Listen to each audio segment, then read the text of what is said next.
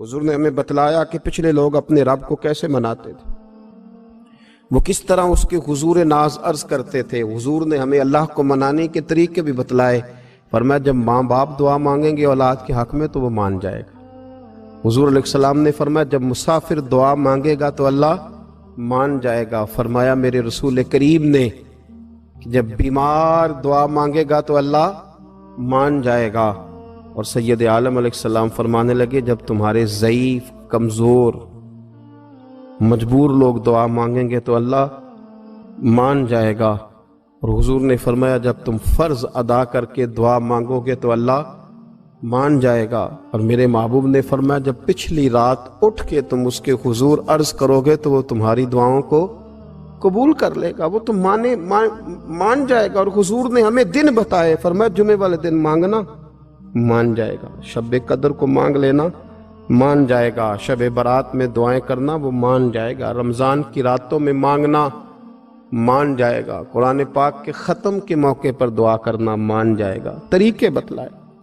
अब ये है कि हमने तो मांगना था ना उसकी बारगाह में, हमने तो हाजिर होना था, हमने तो जाना था। अब हमने आगे बढ़ना है, उसके हुजूर अर्ज करना है। हुजूर ने हमें बतलाया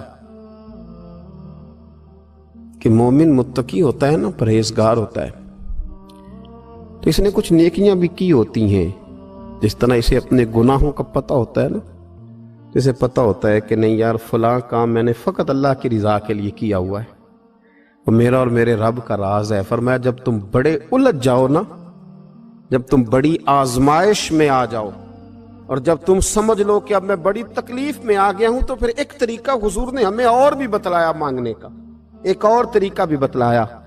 और वो रवायत सही मुस्लिम में मौजूद है। रावी हजरत अब्दुल्ला इब्न उमर रदी अल्लाह ताला हुजूर फरमाते हैं 3 लोग सफर कर रहे थे। ये आप अंदाजा फरमाइए, सही मुस्लिम की हदीस है। और जरा हुजूर के समझाने का एक ये रंग भी है अल्लाह को मनाने का, एक ये अंदाज भी है उसकी बारगाह में गुजारिशात पेश करने का। ये भी एक तरीका हुजूर ने हमें बतलाया।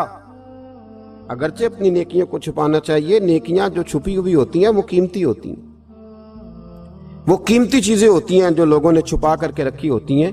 हजरत अब्दुल्ला इब्न उमर फरमाने लगे कि नबी पाक सल्लल्लाहु अलैहि वसल्लम फरमाते हैं 3 लोग सफर कर रहे थे, रास्ते में तूफान आ गया, तेज बारिश शुरू हो गई। तो हुजूर फरमाते हैं वो तीनों बारिश से बचने के लिए एक गार में छुप गए।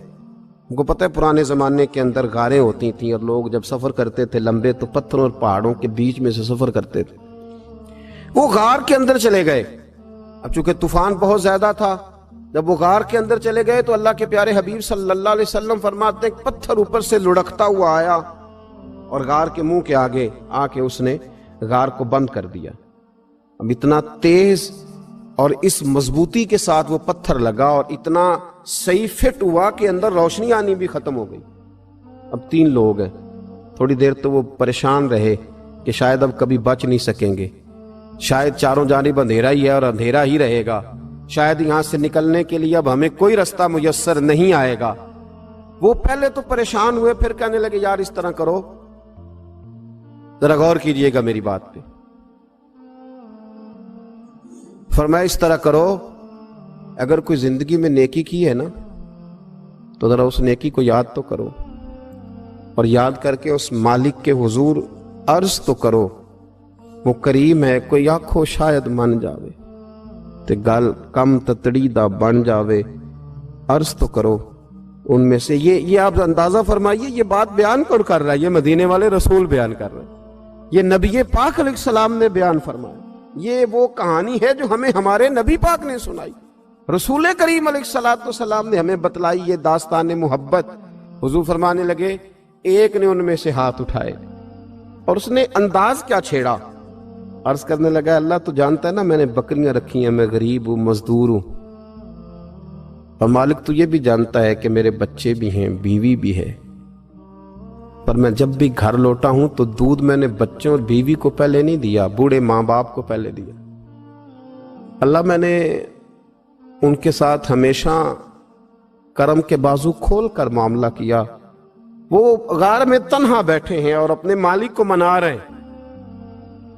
عرض کرتے ہیں اللہ تجھے یاد ہے نا ایک رات جب میں بڑی دیر سے لوٹا تھا، لکڑیاں کاٹتے درخت تلاش کرتے مجھے دیر ہو گئی، میں دیر سے لوٹا تھا، نیت یہ کر رکھی تھی کہ دودھ سب سے پہلے ماں باپ کو پلاؤں گا۔ مالک جب میں لوٹا تو وہ بوڑھے تھک ہار کے سو گئے تھے۔ میری بیوی نے مجھے کہا کہ بچوں کو پلا دو، وہ سو گئے، تو میں نے کہا نہیں، میرے ذمے ہے ان بوڑھوں کے دل کو ٹھنڈا کرنا، ان سے پیار کرنا۔ اللہ بیوی مانگتی رہی، بچے طلب کرتے رہے، میری ٹانگوں میں گھومتے رہے، بار بار آتے رہے، اور میں نے دودھ نہیں پلایا۔ اے مالک فجر ہو گئی، آفتاب طلوع ہونے کا وقت آ گیا، پر میں نے ماں باپ کے بیدار ہونے کا انتظار کیا۔ اے اللہ وہ جب اٹھے تو ان کی آنکھوں میں جو میرے لیے دعا تھی اور ان کے سینوں میں جو میرے لیے کرم تھا، اگر تیری بارگاہ میں وہ نیکی قبول ہے تو مالک پھر رحم فرما، نہ اس مشکل سے آسانی عطا فرما۔ سنو سنو، رسول کریم صلی اللہ علیہ وسلم فرماتے ہیں کہ اس بندے کی دعا مکمل ہوئی تو پتھر تھوڑا سا سرک گیا، اور اتنا سرکا کہ آسمان نظر آنے لگا۔ جس نے ماں باپ کو منایا ہے، ان سے پیار کیا ہے، پھر یہی بات وسیلہ بن جائے گی رب کے ماننے کا، پھر یہ وسیلہ بنے گی، اللہ اس سے مان جائے گا۔ پھر رسول کریم صلی اللہ علیہ وسلم فرمانے لگے، دوسرا بولا اور عرض کرنے لگا کہ اے اللہ تو جانتا ہے مجھے اپنے چچا کی بیٹی بھانے لگی تھی، میں اس کی طرف رغبت کرنے لگا تھا، اور میں نے جب اس سے جا کے ارادہ کیا کہ میں تیرا طالب ہوں، تو اس نے مجھے کہا کہ پہلے 100 دینار لاؤ بانا، تو اللہ میں نے مشقت کر کے 100 دینار جمع کیے، اور جب میں پوری طرح اس پر حاوی ہو گیا، وہ میرے قبضے میں آ گئی اور گناہ کا میں نے ارادہ کر لیا، تو اس عورت کے منہ سے ایک جملہ نکلا کہ اللہ سے ڈر، اے مالک وہ میرے قبضے میں تھی، اے اللہ میں گناہ پر قادر تھا، میں چاہتا تو گناہ کر لیتا، لیکن جب اس نے تیرا نام لے کے کہا نا کہ اللہ سے ڈر، اللہ میں ڈر گیا، میں اسے چھوڑ کے آ گیا۔ اگر تجھے یہ بات پسند ہے تو پھر نکال دینا اس مشکل سے، پھر کر دینا کرم۔ اللہ میری بھی تو چڑھتی جوانی تھی نا، میں بھی تو سب کچھ کر سکتا تھا، پر تیرے لیے، تیری خاطر میں لذت گناہ سے باز رہا، تو اللہ تو رحمت فرما دے۔ حضور فرماتے ہیں اس کی دعا مکمل ہوئی تھی کہ پتھر تھوڑا اور سرک گیا۔ پھر تیسرا بولا اور اس نے بول کے کہا، اے اللہ ایک مزدور کو، ایک دیہڑی دار کو، ایک غریب کو میں نے کام پہ رکھا ہوا تھا، یہ تیرا اور میرا راز ہے اللہ۔ وہ مزدور، وہ دیہڑی دار میرے پاس کام پہ لگا تھا، کچھ چاول میں نے اس کی اجرت مقرر کر دی کہ تو کام مکمل کرے گا تو میں تجھے دوں گا، اور جب اجرت لینے کا وقت آیا تو وہ بگڑ کر ناراض ہو کر چلا گیا، میں اسے ڈھونڈتا رہا، وہ مجھے ملا نہیں، میں نے اس کے چاولوں کی قیمت کاروبار میں انویسٹ کر دی، اس کا تھوڑا سا سرمایہ پر میں نے کھایا نہیں، پھر وہ اس سے میں کاروبار کرتا رہا، اور اتنا کاروبار کیا کہ بہت ساری گائیں اور ان کے چرواہے تیار ہو گئے، وہ سالوں کے بعد لوٹا، میں نے اس غریب کا مال کھایا نہیں بلکہ بڑھایا، محفوظ کر کے رکھا، وہ سالوں کے بعد لوٹا اور کہنے لگا میرا مال، تو میں نے کہا وہ ساری گائیں تیری ہیں، وہ چرواہا تیرا ہے، یہ سارا کچھ تیرا ہے۔ تو کہنے لگا تو مجھ سے مذاق کرتا ہے، میں غریب کہاں اور گاؤں اتنی بڑی گائیں کہاں، تو مذاق کرتا ہے؟ تو میں نے کہا مذاق نہیں، میں نے اپنے رب سے ڈر کے تیرے مال کی حفاظت کی، یہ تیرا ہے۔ اے اللہ میں کھا بھی تو سکتا تھا نا، پر تجھ سے ڈر کر میں نے وہ سارا محفوظ رکھا۔ اللہ اگر تجھے میری یہ ادا پسند ہے تو پھر آج مان جانا، آج راضی ہو جا۔